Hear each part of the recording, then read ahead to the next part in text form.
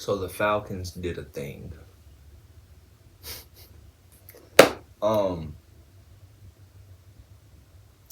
Welcome back, y'all. Z Sports and Entertainment. Hope everybody's having a great Monday morning. Hope everybody's being productive. Hope everybody's just okay. This morning, well, we gonna get into the Atlanta Falcons and the offseason that they had. I did an NFC offseason moves video a couple days ago, and I purposely did not include the Falcons in that video because they did so much that I truly and genuinely wanted to give them a video of their own. I try my best to keep biased out of, what I'm talking about and what I'm doing. But right now, we're going to have a little fun with this. I don't know if I've witnessed the offseason to this magnitude from the Falcons. It feels like every year I've been alive, they've always had cap trouble, or it is the cap situation in Atlanta has been bad for a very long time. I'm actually surprised that the organization has been as successful as it has been with the cap numbers being what they were. But this year, got the Matt Ryan contract off the books. Julio Jones is no longer getting paid. It's just a lot of players that are no longer a part of the organization that we no longer have to worry about from a financial standpoint. So we were able to turn a page, turn a new leaf in Atlanta, and spend some money. And I'd be damned if we didn't spend no money. We're gonna start with the offensive side of the ball. We're gonna start with offense, and but I do want to do one thing before I get started. There was a player that I forgot to mention in that NFC offseason moves video. Javon Hargrave, going from the Eagles to the 49ers. Just real briefly, I really think that's going to be a hell of a move for the 49ers. And the 49ers have just always been able to have some type of an inside presence going back to DeForest Buckner, Eric Armstead, Javon Kinlaw. Now,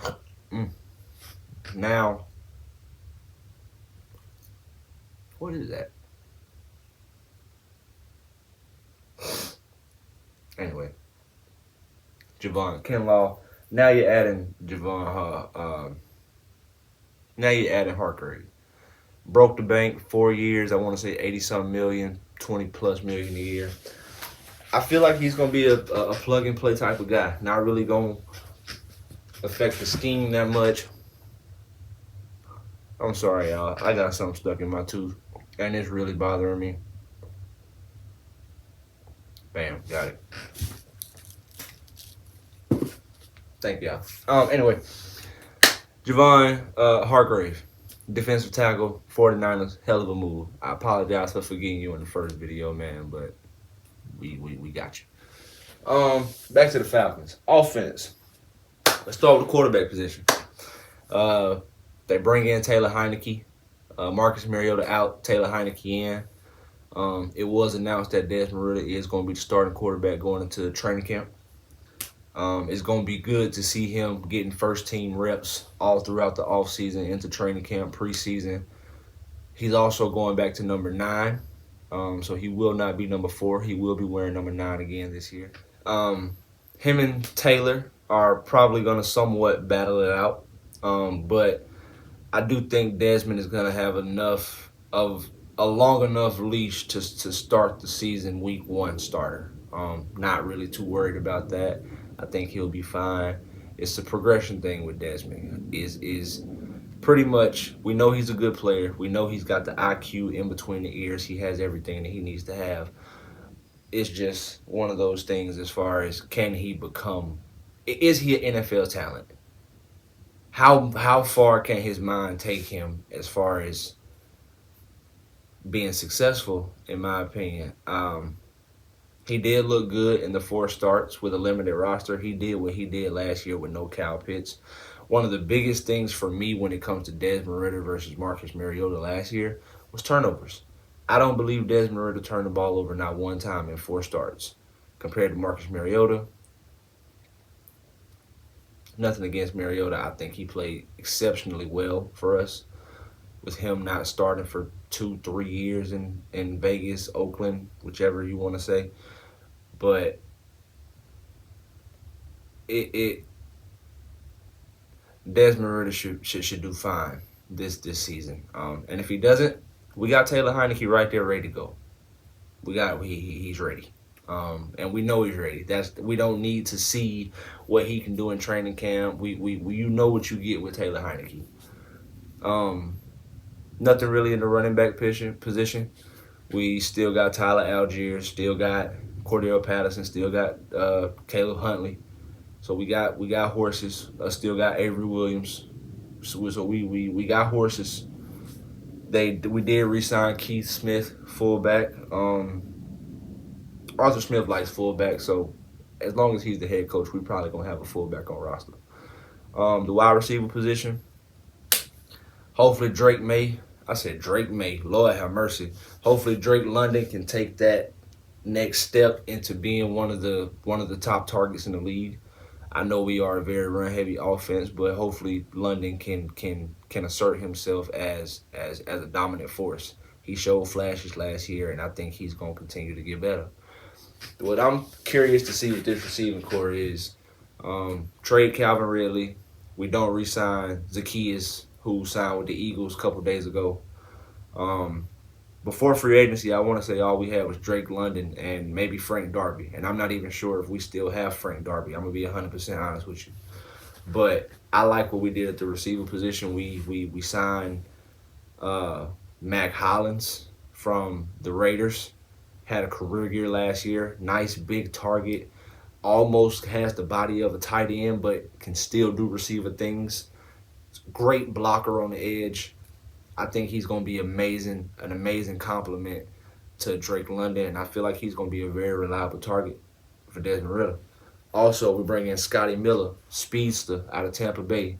He hasn't necessarily given us fits, but Scotty Miller is somebody who, if you give the ball in open space to, he can make some things happen. I don't know if you guys remember the NFC Championship game between the Tampa Bay Buccaneers and the Green Bay Packers when Tom Brady threw like a 50-yard touchdown right before half to Scotty Miller, and it was simply because his ability to get behind the coverage.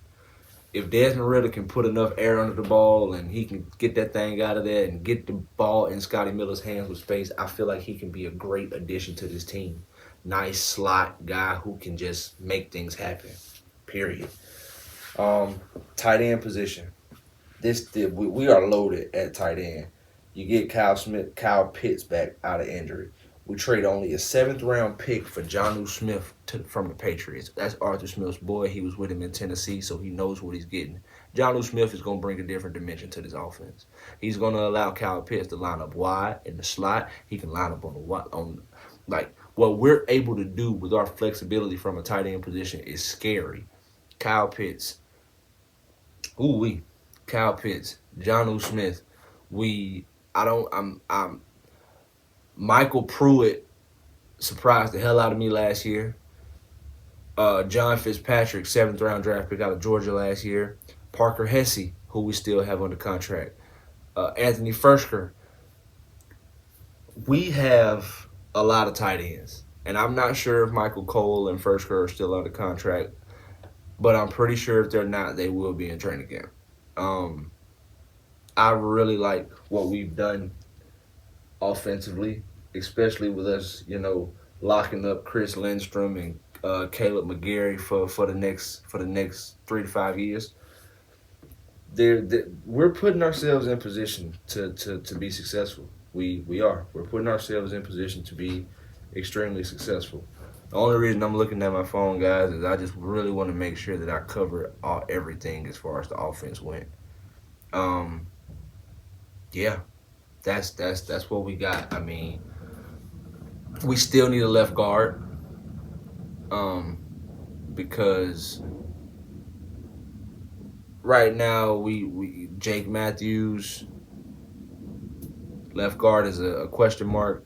I feel like Drew Dahlman has installed himself as the new starting center of the Atlanta Falcons. I truly believe he has taken that spot from Matt Hennessy. I'm not sure if the plan is for Matt Hennessy to start the season at left guard or if he's going to start the season as just a backup utility offensive lineman. I'm not sure. but I think Drew Dalman has solidified the starting center spot. Chris Lindstrom at right guard, McGarry at right tackle. We'll see. We're gonna move over to the defensive side of the ball. On defense, we did a lot. And I guess we'll just start with the D line. You already got Grady Jarrett. Cool. No more Marlon Davidson. They did release the second round pick out of Auburn, and they did that before I think last season ended. So that's just something I had to mention just in case it got lost. So you got Grady Jarrett already. You go out and sign David Amiata from the Saints, who is giving this organization fits. I hated seeing 93 in black and gold. Hopefully 90 in black and red can be a different story. You get him. You get Calais Campbell. I don't even really know. I'm still kind of in shock with the Calais Campbell signing. Just a player of that caliber, even though he's older in age, even though, he's may have lost a step, but the best way I can put it is the closest resemblance that I have when it comes to this is when the Falcons traded for Tony Gonzalez. Now, granted, Tony had more years left in the tank than Calais does, but from an effectiveness standpoint, what it's going to allow our defense to do, I feel like the possibilities are endless. Whether we're in a 3-4, whether we're in a 4-3, we are going to have one of the most physical and vicious D-lines in the league. And that's just period. From a pass rush perspective, and we reinstated Eddie Goldman out of retirement, so he got fresh legs coming off a year of rest. D-line, interior D-line, 3-4 scheme, over guard. I'm not worried. I'm not worried at all. 3 technique, none of that. I'm not worried. Edge rush, pass rush, DN, outside linebacker, whatever you want to call it. From what I'm hearing, our new defensive coordinators, we're going to be running a multiple scheme. So we're going to be in 3-4, 4-3. We're going to be in dime, nickel. We're going to be in a little bit of everything, it sounds like. Arnold, number 47, had a pretty damn good rookie season. D'Angelo Malone didn't really get to show a lot of what he was able to do, but towards the end of the season, he showed flashes. We still have 92 on the roster. Forgive me, I cannot pronounce that young man's name. We did re-sign Lorenzo Carter. Lorenzo Carter will no longer be wearing number 9. He will be wearing number 0. He will be the first Falcon player in NFL history to wear the number 0. So we got those 4 right there aren't bad. But when you add Keaton Ellis from the Saints, who is just a workhorse, and after watching film, he doesn't really have a lot of moves. His pass rush bag isn't really that deep. But you talking about effort, energy, and just, I want it more than you. That guy got it. He's got it. He's got it. I'm not upset at the money he got. I'm not upset at the length. I truly believe he's going to be one of the most impactful players in this free agency class. Bud Dupree. That one came out of nowhere. We signed Bud Dupree to a 1-year deal. And like I said, it came out of nowhere. I didn't even know Bud Dupree was on our radar. It happened after the Calais Campbell signing. So those 2 signings back to back, it's like you got Calais Campbell who's stuck on 99 sacks. And he got something to prove. Bud Dupree signed a huge contract in Tennessee, didn't live up to the hype, couldn't stay healthy. That man got something to prove. Arthur Smith and Terry Fontenot are bringing in guys, veterans who, in my opinion, love the game of football. They're not just looking to get paid. They're not just looking to create tape. These guys want to win. That's one of the most exciting things about me from this whole thing. Listening to the interviews between these guys, the interactions and stuff of that nature, these guys really look excited to be here. They really look excited to put the black and red on. Like they I can't wait. I can't wait to see this team. I can't wait to see this team. Nothing really to report from interior linebacker. Only thing I really got on that is we are the verdict still out on Rashawn Evans. We do Michael Walker still under contract. Troy Anderson, who I think is going to emerge as one of the better interior linebackers in the league this year. Watch out for Troy Anderson. Remember this video. Troy Anderson is a stud, and he's going to ball when he gets the chance to play 3 downs. It's my opinion. So Rashawn Evans is still a question mark. But even if we go into next season with Michael Walker and Troy Anderson as our starting linebackers, I'm fine. I'm fine with that. I'm fine. We're going to move on to the secondary. Of course, A.J. Terrell. We already had up-and-coming safeties in Richie Grant and Jalen Hawkins. But when you bring in a guy like Jesse Bates, he changed the whole dimension of the defense. He does. Having Jesse Bates on the back end of your defense allows the quarterback to hold the ball maybe another second, maybe 0.8 seconds. That 0.8 seconds is all it takes for a sack to happen, for a block to break down. Just adding Jesse Bates, it puts more pressure on the quarterback, not only from a throwing the ball standpoint, but from a pass rush, it affects the pass rush as well. The longer they cover, the more time your rushers got to get there. I mean, I just don't see. I don't see how this team isn't, and I know we haven't seen mini camp, nothing. We don't know anything really other than that. We don't know nothing. But with what the division was last year, knowing who won the division and knowing that the only reason the Buccaneers won the division was because of who was the quarterback, it's very hard to believe that going into this offseason, we're not the favorites. We got to be the favorites in the NFC South this year. We got to be. So you got A.J. Terrell. You bring in Jesse Bates to pair with your young up-and-coming safeties. What else do you do? We did release Casey Hayward, and that was a bit of a bummer, but it's okay. We traded a 5th-round pick to the Detroit Lions, a 5th-round pick that we got from Jacksonville in the Calvin Ridley trade. We traded him, whoever him is going to end up being, to the Detroit Lions for the former number 3 overall pick, Jeff Okudah. Now, if you know who Jeff Okudah is, he was probably the most pro-ready, prototypical cornerback coming out of college. Number 3 overall pick to Detroit. Got thrown into the fire, and his first year, he got cooked. But when I say cooked, I'm talking about stove on broil, burnt. He got cooked. No questions about it. Second year, tore his ACL, wasn't able to play. Last season, Jeff Okudah had a very solid season. Jeff Okudah had a number 3 overall pick type of season. And for Detroit to kind of just let him go for a bag of chips, it hurts. I'm ecstatic because you pair the promise and the potential that you have at cornerback and safety. Like, the potential is scary. Knowing what A.J. Terrell can do, and then knowing what Jeff Okudah can do physically, you put that physicality with, like, it's gonna be bad. It's gonna be bad.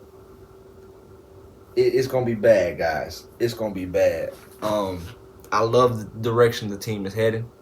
I was very skeptical about Terry Fontenot when we hired him. I'm glad he's on board now. Keep doing what you're doing. You are killing it. You're killing it. Even if a lot of these guys don't pan out, Even if you're killing it, and I'm gonna tell you why you're killing it. Because next offseason, we still gonna have just as much money because a lot of these guys are on 1-year deals. A lot of guys are on prove it. A lot of guys are not gonna be here for multiple years, so we got to make it count now. That's all I really got for y'all, man. I had to talk about my boys. I had to get in here and just let my voice be heard when it came to my guys. I love this team. I love this organization. And it's my dream to see these guys win a Super Bowl before I go. The Braves have done it for me. Georgia Bulldogs have done it for me twice. I need the Hawks and I need the Falcons to get their shit together. I love y'all. I appreciate y'all. If you haven't already, subscribe, like, comment, and share. And I'm going to do the salute twice because I didn't mean to do it that time. Z.